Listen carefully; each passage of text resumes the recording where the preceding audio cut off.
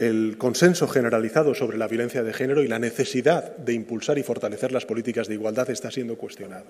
Y no solamente en España, a nivel internacional lo estamos viendo también, como conquistas que creíamos asentadas son cuestionadas sin escrúpulo, sin vergüenza alguna, por una ultraderecha que no solo avanza electoralmente, sino que además condiciona cada vez más el discurso político en Europa, en el mundo y, en consecuencia, también en España.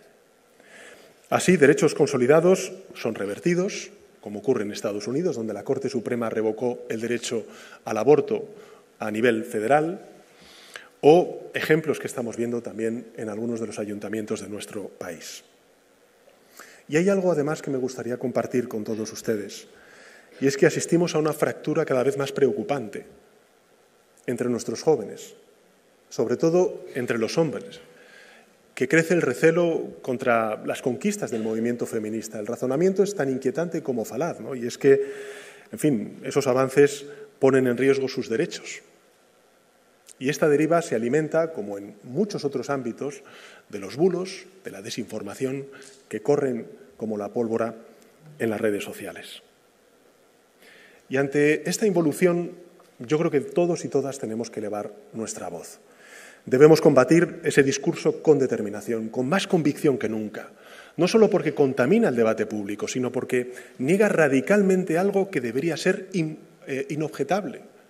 Y es que la causa de la igualdad de las mujeres, y muy especialmente el combate contra la violencia de quienes la sufren, es por encima de toda cuestión una cuestión de derechos humanos. En fin, yo estoy convencido de que España va a seguir siendo un referente en todo el mundo en este frente de batalla. Este 25 de noviembre tiene también un carácter muy especial y creo que es importante que lo reivindiquemos, porque estamos celebrando el 20 aniversario de la Ley Integral de Violencia de Género. Celebramos aquel primer paso con el que España se obligó a sí misma a mirar de frente a una realidad oculta tras el velo del silencio y del olvido. Y precisamente contaba la semana pasada el presidente José Luis Rodríguez Zapatero que esa ley estuvo marcada por un terrible episodio que todos tenemos en mente y en nuestros corazones. Un hecho que nos hizo abrir los ojos como sociedad y que fue el vil asesinato de Ana Orantes.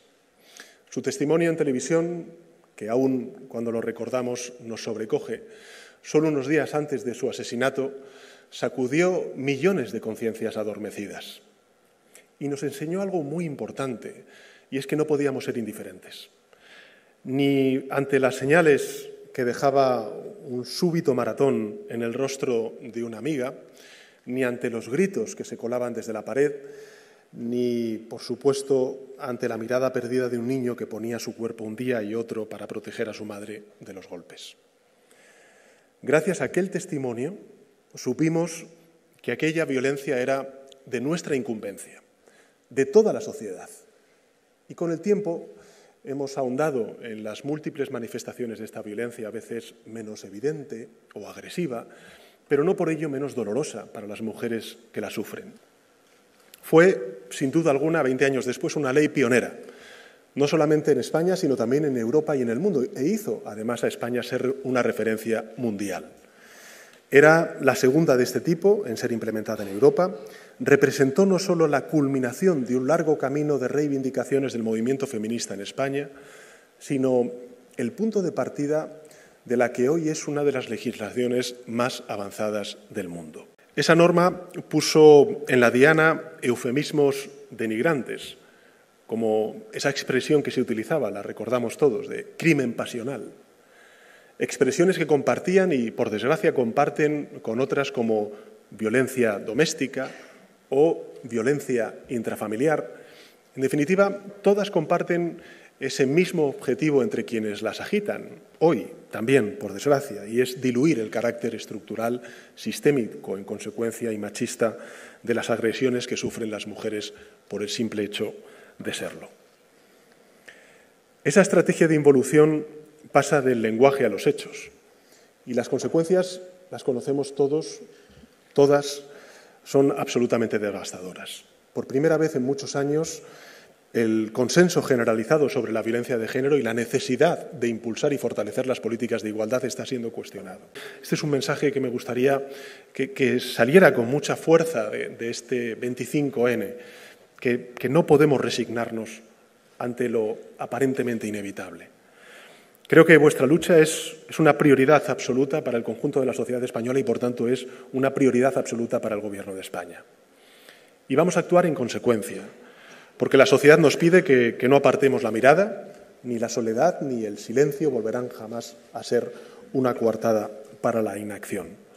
Porque cada mujer que muere a manos de su pareja o de su expareja, cada mujer que sufre la violencia de género en sus múltiples formas, es una derrota democrática, es una derrota de nuestra democracia. Por todas las que ya no están y por las que a esta hora padecen, como antes se decía, esas violencias, hagamos en este 25 de noviembre y en todos los días del año que su dolor nunca más nos sea indiferente. Muchísimas gracias.